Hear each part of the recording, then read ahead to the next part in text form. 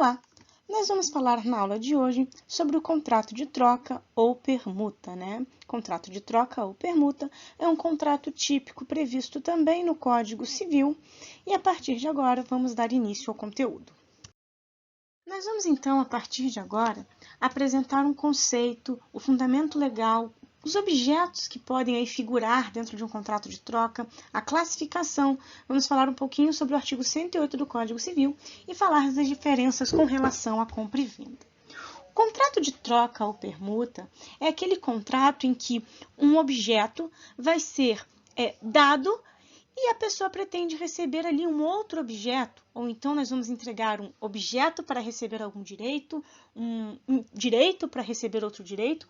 Basicamente, nós vamos trocar, nós vamos dar uma coisa para receber uma outra coisa, ou dar uma coisa para receber um direito. Ela se distancia da compra e venda nesse sentido, porque a compra e venda você entrega uma coisa, um direito, em troca aí de um retorno financeiro, né? Um retorno em dinheiro. Na troca, não. Nosso objetivo é trocar uma coisa pela outra, ou melhor, entregar uma coisa para receber outra no lugar. Seja aí um bem móvel, um bem imóvel, um bem corpóreo, um bem incorpóreo, um direito, enfim. O conceito de troca é esse, é entregar alguma coisa para receber uma outra em troca, não falando aí em dinheiro. Excepcionalmente, até pode aparecer dinheiro num contrato de troca, mas numa proporção pequena, numa proporção às vezes simbólica, para fins de complementação do valor e etc. Mas nessas situações, a gente vai precisar analisar a vontade das partes, né? Isso aí pode abrir brecha para discutir se foi uma troca ou uma compra e venda. Na troca, o ideal é que seja um objeto por outro objeto. O fundamento legal, porque nós estamos diante de um contrato típico, é o artigo 533 do Código Civil. E é só o artigo 533 que vai nos trazer regras sobre o contrato de troca ou permuta. Ele diz, em síntese, no seu caput, que aplica-se a este contrato, ou seja, o contrato de troca ou permuta, as regras da compra e venda. Então, tudo que for possível aplicar da compra e venda para troca, das regras, dos artigos que nós estudamos da compra e venda para troca, nós vamos aplicar. Inclusive, por isso que nós vamos ter os mesmos objetos. Por exemplo, eu posso ter aí troca entre bens móveis, imóveis, corpóreos, incorpóreos, direitos, enfim. Tudo que pode ser negociado pode ser também trocado. E aí, dentro da classificação do contrato de troca ou permuta, nós vamos ver que é um contrato bilateral, ou seja, ele gera obrigações para ambas as partes, consensual, porque ele se aperfeiçoa aí com a vontade das partes. É um contrato não solene em regra, porque em regra nós não precisamos respeitar nenhum tipo de formalidade para a validade desse contrato. Vamos ter aí a exceção, o artigo 108 do Código Civil, que eu já comento, né? Vamos fazer a leitura do 108 do Código Civil. Ele é um contrato oneroso, porque ambas as partes aí vão ter proveito econômico, né? Eu vou abrir mão de algo que está no meu patrimônio, mas vou receber uma outra coisa no lugar. Quem está negociando comigo vai ter a mesma coisa, vai abrir mão de algo que está no seu patrimônio para receber algo ali do meu patrimônio. E ele é comutativo porque a gente sabe, né, as obrigações aí de ambos os contratantes. Nós temos aí obrigações recíprocas para ambos os contratantes que já serão conhecidas aí de antemão quando for combinado o contrato. E aí, vamos falar sobre o artigo 108, como eu já havia comentado, né? Porque aí será um caso em que a troca vai exigir solenidade, ou seja, nós vamos precisar respeitar a forma para que o nosso contrato tenha validade, e o próprio Código Civil vai apresentar aí as diferenças da troca com relação à compra e venda. Basicamente, tem dois incisos no artigo 533, e estes incisos são para falar sobre as diferenças entre a troca e a compra e venda. A troca ou permuta, ela vai ter que respeitar a forma, ou seja, ela será aí um contrato solene se nós estivermos diante do que diz o artigo 108 do Código Civil, que diz o seguinte: não dispondo a lei em contrário, a escritura pública é essencial à validade dos negócios jurídicos que visem a constituição, transferência, modificação ou renúncia de direitos reais sobre imóveis de valor superior a 30 vezes o maior salário mínimo vigente no país. Ou seja, se nós estivermos falando de uma troca que envolve aí um imóvel, nós vamos ter que observar o artigo 108 e fazer esse contrato por escritura pública, porque a escritura pública será essencial à validade deste negócio jurídico. E quando é que a gente sabe, mas não falou aí, tem muita gente que às vezes pergunta, né? Estudantes estão aprendendo, estão começando a lidar com toda essa terminologia nova do direito civil e falam, poxa, mas aí não falou que é para contrato que mude a propriedade do bem. Direito à propriedade é um direito real. Numa troca, nós estamos transferindo a propriedade de um bem para outra pessoa. Então, perceba, a escritura pública é essencial aos negócios jurídicos que visem constituir, transferir, modificar ou renunciar direitos reais sobre imóveis. Se a propriedade é um direito real, então, nesse caso, como a gente tem o objetivo de transferir, modificar a propriedade, que é um direito real, sobre imóvel de valor superior a 30 vezes o maior salário mínimo vigente no país, nós vamos ter que observar a forma. E lembrando que o contrato que não observa a forma prevista pela lei, ele é nulo, né? O descumprimento destas solenidades, normalmente o Código Civil não exige uma solenidade, mas quando ele exige, nós temos que respeitar sob pena aí de nulidade do nosso negócio jurídico. Então, esse artigo 108 se aplica à compra e venda, ele se aplica aí a todo negócio jurídico que vise constituir, transferir, modificar ou renunciar direito real sobre imóvel de valor superior a 30 vezes o maior salário mínimo vigente no país. Ok? Era isso que eu queria falar do artigo 108. Vamos falar agora das disposições, vamos estudar o artigo 533 e todos os seus incisos. Ele diz: aplicam-se à troca as disposições referentes à compra e venda com as seguintes modificações. Então, notem, aplicam-se à troca as disposições referentes à compra e venda.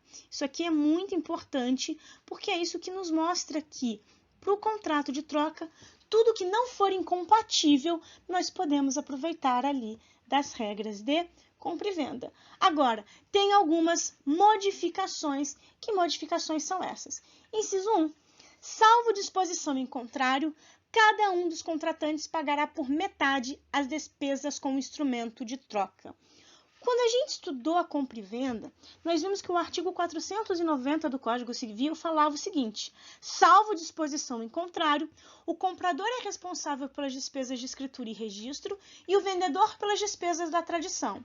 Nós vimos que isso é constantemente alterado, porque o próprio artigo permite, que as partes façam estipulações em sentido contrário, e é por isso que quando nós vemos compras pela internet, de particulares mesmo, eles normalmente colocam lá no anúncio, o frete fica por conta do comprador. O que ele está fazendo? Ele está criando uma regra em sentido contrário e dizendo, nesta nossa compra e venda, as despesas da tradição, ou seja, as despesas aí que envolvem a entrega do produto ao comprador, vão ficar por conta do próprio comprador. Isso é totalmente válido, mas se nada for estipulado, o Código Civil diz: despesas com escritura e registro são a cargo do comprador e as da tradição a cargo do vendedor. No 533, inciso 1, quando a gente fala sobre a troca, ele já muda essa regra para dizer: o comprador assume metade das despesas e o vendedor assume a outra metade das despesas, ou seja, há um rateio aí igualitário entre as partes deste contrato e cada um dos contratantes vai pagar metade das despesas com o instrumento de troca. Então, a gente soma tudo, despesa de escritura, registro, tradição, o que mais se fizer necessário e divide por 2. Agora, lembrando que também admite disposição em contrário. Então, se quiser entregar a integralidade das despesas para o comprador ou para o vendedor, isso é perfeitamente possível. Então, só para a gente ter aí em mente esta situação. A outra distinção está no inciso 2 do artigo 533. Ele vai dizer: é anulável a troca de valores desiguais entre ascendentes e descendentes sem consentimento de outros descendentes e do cônjuge do alienante. Nós vimos, quando estudamos a compra e venda, no artigo 496, que a compra e venda, nesses casos, também seria anulável, ou seja, a venda para um descendente sem anuência dos demais descendentes e sem anuência do cônjuge alienante, ela também era anulável. Quando se fala na troca, o código só traz aí uma outra ressalva. Ele diz: é anulável a troca de valores desiguais entre ascendentes e descendentes, sem consentimento dos outros descendentes e do cônjuge alienante. Então, é preciso que a gente se atente a essa expressão, anulável a troca de valores desiguais, ok? Então, se você trocou um bem por outro bem de mesmo valor, e aí nós estamos falando de um valor financeiro mesmo, né? Do valor em dinheiro, equivalente àquele bem em dinheiro. Se os bens que foram trocados são de mesmo valor, pela regra aí do inciso 2, não seria possível a anulação deste contrato. Até porque o nosso legislador pressupôs aí que não houve modificação patrimonial, né? Se o ascendente trocou algo com o descendente dele com um valor igual, você não teve nenhuma alteração no patrimônio dele que possa lesar ali os descendentes e o cônjuge que não foi consultado. Agora, se estes valores são desiguais, aí sim é possível que a gente tenha essa discussão. E é possível que essa discussão acabe entrando também se for aí um valor sentimental, né? O bem que o ascendente entrega tem um valor sentimental agregado e, por isso, os descendentes ou cônjuge pretendem insurgir contra aquela troca. E aí é que a gente tem que sempre fazer uma reflexão e uma análise de cada caso para saber se aplica ou não o inciso 2. Mas a regra é anulável a troca de valores desiguais entre ascendentes e descendentes sem consentimento dos outros descendentes e do cônjuge alienante, com o destaque aí para a ideia de que a troca de valores desiguais é que é anulável. Com isso, a gente encerra o estudo do artigo 533, que fala sobre a troca ou permuta, e aí nós vamos agora analisar uma decisão do Tribunal de Justiça de São Paulo e algumas questões, só para dar uma complementada no... Vamos lá, temos aqui uma ementa de um recurso de apelação, que foi julgado na 25ª Câmara de Direito Privado, né? Como eu falei, do Tribunal de Justiça de São Paulo. E o que eu gostaria de destacar, por que eu trouxe essa ementa, por que eu trouxe essa decisão para o caso? Porque é o seguinte, nós tínhamos aqui uma troca de bem móvel. O contrato particular de permuta, ele trazia ali a permuta, a troca de um caminhão por madeiramento. E aí, o que acontece nesse caso? Uma das partes já queria a transferência da propriedade antes que todas as obrigações fossem cumpridas. E aí, o juiz entende que, o ministro, né, o relator entende que qualquer troca, qualquer transferência de propriedade nesse caso está aí condicionada ao cumprimento integral da obrigação nos termos contratados. Em síntese, o caminhão já havia sido entregue, mas a quantidade de madeira prevista ainda não tinha sido entregue em sua totalidade. Então, o relator entendeu que até que se fizesse toda essa troca, não poderia aí haver a transferência de propriedade de qualquer dos bens, né? Não poderia haver a transferência de propriedade do caminhão em específico. Então, a transferência do caminhão está condicionada ao cumprimento integral da obrigação nos termos contratados. É basicamente porque como na troca, na permuta, nós estamos trocando uma coisa pela outra, só quando ambas as partes estão satisfeitas é que esse contrato aí, de fato, vai terminar de produzir, vai extinguir, né, vai exaurir as obrigações. E vamos, então, para a questão. A garantia contra evicção e vícios redibitórios vigora em todos os contratos abaixo, à exceção do contrato D. Então, a gente precisa aqui retornar, né, a alguns vícios do negócio jurídico, evicção e vícios redibitórios, né? Vícios redibitórios são os vícios ocultos, aqueles que não são aparentes e que tornam a coisa imprópria para o uso ou diminuem o valor. E evicção é quando eu perco a propriedade do bem, porque este bem aí, ele é reconhecido como sendo de um terceiro e não daquela pessoa que me vendeu por sentença judicial.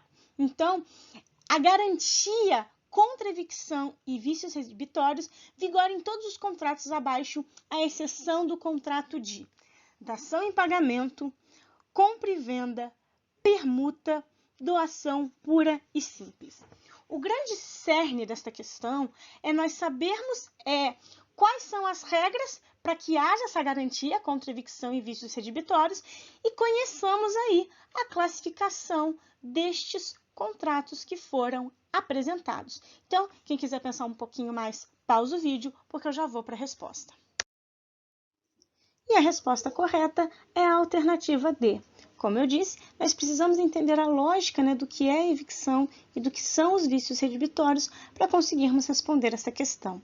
A evicção ela é tratada no artigo 447 do Código Civil e os vícios redibitórios no 441 do Código Civil. E o que é interessante a gente olhar nesses artigos? Ambos vão falar que nos contratos onerosos, ou seja, evicção e vício redibitório se aplicam aí aos contratos onerosos. Quando a gente estudou dação em pagamento, nós vimos isso em direito das obrigações, né, em formas de extinção, em formas de pagamento, né? O pagamento é a extinção da obrigação.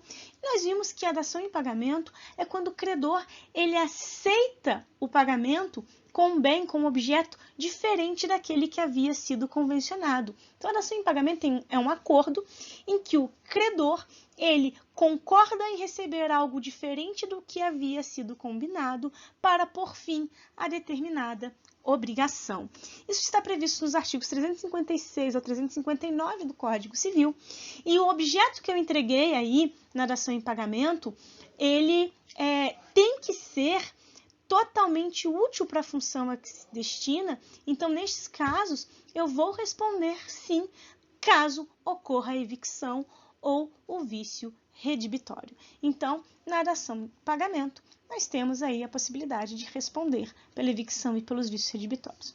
Compra e venda e permuta, contratos típicos previstos no Código Civil.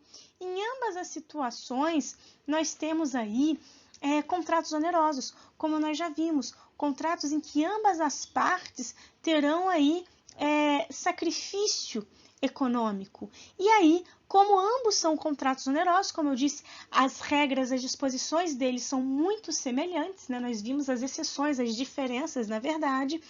Garantia contra evicção e vícios redibitórios existe sim na compra e venda e na permuta. Agora, na doação pura e simples, não há responsabilidade pela evicção e pelos vícios redibitórios. Por que não? A doação pura e simples é aquela doação feita sem que você... É uma doação pura. Você não coloca uma condição, você não coloca um termo, você não coloca um encargo. Enfim, o doador simplesmente se compromete a doar um bem para o donatário e ele não faz nenhum tipo de exigência, ele não coloca nada no contrato. É literalmente de graça, né? A outra pessoa, o donatário, vai receber e não tem aí nenhum tipo de contraposição a ser feita. E nesses casos, como a doação pura e simples ela é uma doação gratuita, não vai se aplicar a garantia contra evicção e vícios redibitórios, porque como nós vimos, elas se aplicam nos contratos onerosos e a doação pura e simples é um contrato aí gratuito. Então, feitas essas considerações, nós encerramos aqui as questões. Com isso, nós chegamos ao fim aí de mais uma aula, onde falamos sobre o contrato de troca ou contrato de permuta. Espero que tenham gostado, espero que tenham entendido o conteúdo. Qualquer dúvida, podem deixar no comentário, mandar um e-mail e eu estarei à disposição. Bons estudos a todos e até a próxima!